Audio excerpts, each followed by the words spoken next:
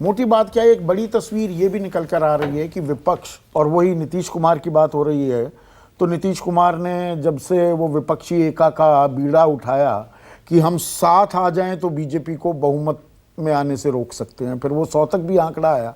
मोटी बात थी हम सब साथ आ जाएं। पूर्वोत्तर तो कुछ और कह रहा है, सब साथ नहीं आ पा रहे हैं।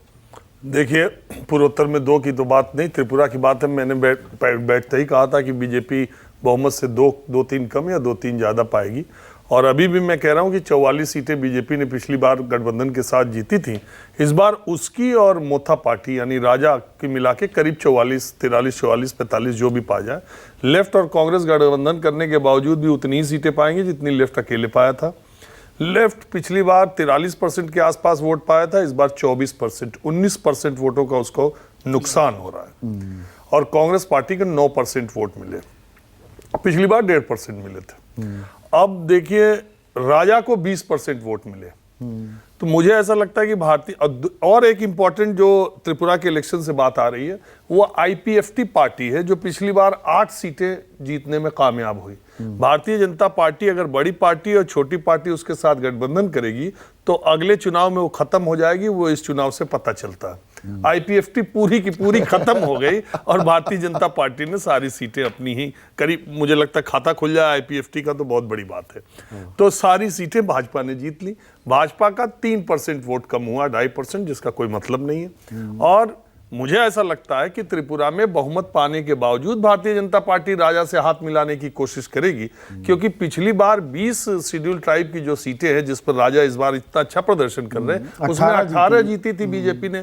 और बीजेपी को मालूम है कि त्रिपुरा मोथा पार्टी में सेकेंड लाइन जनरेशन या सेकेंड लाइन लीडरशिप नहीं है कोई। राजा ही है, राजा ही है, तो कोई है नहीं। और इनको ट्राइबल सीट्स, वो 20 सीट्स है, तो सिंपली ये क्या करेंगे, एडीसी जिसको मैं कहता हूं ऑटोनॉमस डिस्ट्रिक्ट काउंसिल, जिसमें राजा की सरकार है, वहां ये बजट की बढ़ोतरी करेंगे और राजा बैठ करके इनसे कुछ रिलैक्सेशंस वहां ट्राइबल बेल्ट के लिए लेंगे और सशर्त बाहर से या भीतर से जैसे भी समर्थन करें, शाम तक ये स्थिति क्लियर हो जाएगी। तो त्रिपुरा की बात करना ही बेकार है।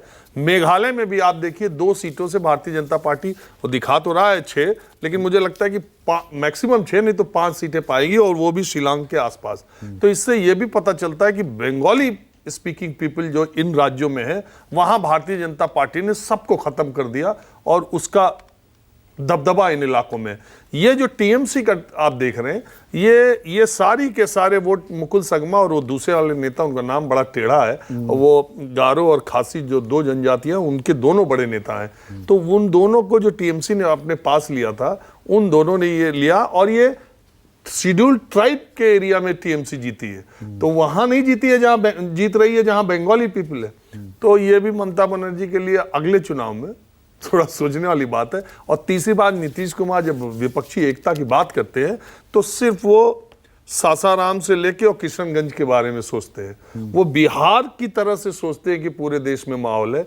ये बिल्कुल सही है कि नीतीश कुमार और तेजस्वी अगर 7 चुनाव अगर लड़े, अभी साल भर है पता नहीं, तो अगर लड़े तो भारतीय जनता पार्टी को भयंकर नुकसान, एनडीए को, बीजेपी एनडीए को होना तय है। बिहार में वो इनकार करते रह जाए, उसको महाराष्ट्र में नुकसान होना तय है, उसको बिहार में होना तय है, उसको झारखंड में होना तय है, और मुझे नहीं मालूम बंगाल में कितना होगा, लेकिन बंगाल में भी भारतीय जनता पार्टी को आज की तारीख बंगाल की तस्वीर क्या होगी 2024 की, मेघालय ये बता रहा है क्या शुभांकर?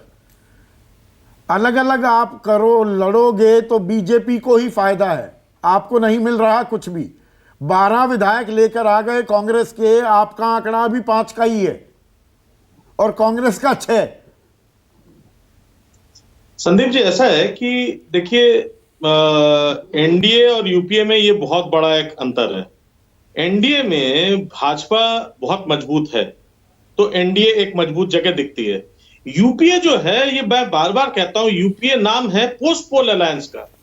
यहां पे जितने घटक दल हैं वो अपने अपने जगहों में, अपने अपने क्षेत्रों में बहुत मजबूत होकर उभरने की कोशिश करेंगी। जहां जहां पे उन्होंने अपने फुटप्रिंट बढ़ाए हैं, वहां पे वो फ्रेश लड़ाई लड़ेगी। और बाद में जब एक एक्चुअल सीट जब आ जाए, उसके बाद बात आएगी कि भाई कांग्रेस साथ में शामिल हो रही है या बाहर से सपोर्ट कर रही है। ये आपको हालात दिखने को मिलेगा। ये मैं आपको पूरा बिल्कुल तय आपको एक फिगर बता रहा हूं। अब जरा बात करते हैं कि यहाँ पे अगर देखी जाए, अगर बार बार हम लोग बड़े खुश भी हो रहे हैं इस पर से देख के, वाकई अच्छी बात है कि जैसे आपने कहा कि बीजेपी, लेकिन एक बात मैं तारीफ करूंगा संदीप जी, आप बार बार खुद कह रहे हैं कि ये बीजेपी की सरकार नहीं है। भाई अगर मैं सिर्फ त्रिपुरा हटा दूं, त्रिपुरा में मान सकता हूं कि 27-28 सीट जो है वो बीजेपी की अकेले की है, लेकिन अगर आप नागालैंड देख लें तो वहां 11 सीट है उधर पर।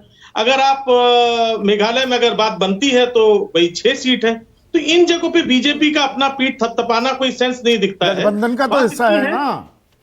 बात मैं वही कह रहा हूं साहब, बात इतनी सी है कि भाई इनका जो 24 आवर और 12 महीने जो इलेक्शन मोड में रहने का जो एक जो फॉर्मूला है, वो कहीं ना कहीं मुझे लग रहा है बाकी पार्टियों को सीखना पड़ेगा कि आप शासन पर कम, थोड़ा सा इलेक्शन पर कंटिन्यूअस आप ध्यान दें, और ये इसको थोड़ा सा ज्यादा से ज्यादा इसको सीखना जरूरी है। और यहाँ पे मैं इसी बात को मैं और भी अगर मैं देख रहा हूं, जैसे कांग्रेस की बात की जा रही है, कांग्रेस और टूटेगी साहब। आज सचिन पायलट को ये नहीं संभाल पाए, सचिन पायलट कहीं ना कहीं तो जाके मिलेंगे ही। तो अगर ये जाके मिल जाते हैं तो वहां पे कांग्रेस की कमजोरी की बात करेंगे, आप दूसरी पार्टी की बात करेंगे, भाई वहां जाके भाई सचिन पायलट जुड़ गए हैं या फला नेता यहाँ पे आके जुड़ गए हैं, संगमा साहब हमारे साथ इधर पे। अरे आप बात यह है कि आप अपने नेतृत्व को पूरी तरीके से संभाल ही नहीं पा रहे, आप अपने नेताओं को पूरी तरीके से अपने पार्टी के अंदर सम्मान नहीं दे पा रहे हैं, आप दूसरे छोटे पार्टियों को क्या खाक सम्मान देंगे? मयूर रिस्पॉन्ड करेंगे जो शुभांकर कह रहे हैं, एक सेकंड मयूर रिस्पॉन्ड करेंगे शुभांकर जो कह रहे हैं। देखिए संदीप, इसमें आज क्या है, आज कांग्रेस हारी है, आज कांग्रेस के ऊपर हर तरह का कटाक्ष करना हर किसी के लिए बहुत ही आसान है। तो ये लंबा सिलसिला हो गया है ना, ये हर चुनावी नतीजे के दिन यही सवाल पूछे जा रहे हैं कांग्रेस से।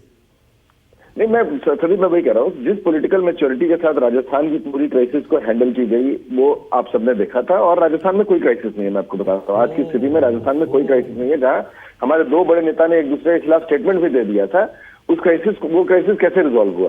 कहीं ना कहीं मतलब उसके पीछे कोई ना कोई पॉलिटिकल मैनेजमेंट रिजॉल्व हो गया आज की तारीख में, रिजॉल्व हो गया है या शत्रुमुख बने हुए हैं आप लोग?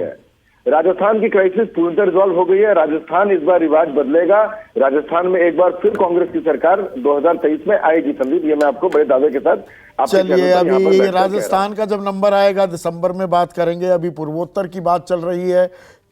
त्रिपुरा में अपने दम पर बीजेपी सरकार बनाती दिख रही है और मेघालय और नागालैंड में भी वो सरकार का हिस्सा होगी। ये बड़ा टेक अवे इन नतीजों जमा रुझानों में अभी तक दिख रहा है। एक छोटा सा ब्रेक लेंगे, ब्रेक के बाद भी खबरों का सिलसिला जारी रहे। नमस्कार, मैं हूं मानक गुप्ता। अगर आपको हमारा ये वीडियो पसंद आया हो तो इसे लाइक और शेयर जरूर करें, और हां, हमें सब्सक्राइब और फॉलो करना ना भूलें ताकि आप देश और दुनिया की कोई खबर मिस ना करें। तो जुड़े रहिए हमारे साथ और देखते रहिए न्यूज़ 24।